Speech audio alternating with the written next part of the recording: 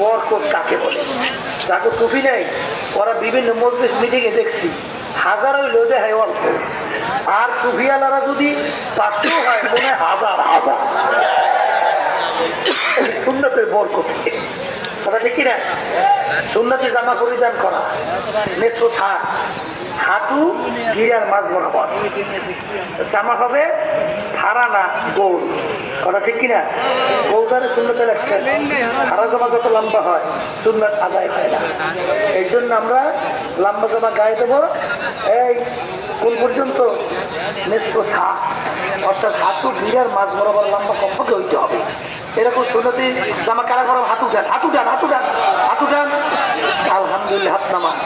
এখন থেকে নিয়াত করতে পারছেন নতুন লম্বা জামা গায়ে দেবেন সুন্নতি। অনেকে তো আল্লাহর মধ্যে দেখা করছে হুজুর নতুন আসছি, এই লম্বা জামা গায়ে দিয়েও হবে। এরকম কারা কারা নতুন নিয়ত করতে পারেন? আপনার দাঁড়াইতে হবে একটু, যারা লম্বা জামা গায়ে দেওয়ার নিয়ত করছেন দাঁড়ান, একটু দাঁড়ান তো দেখি।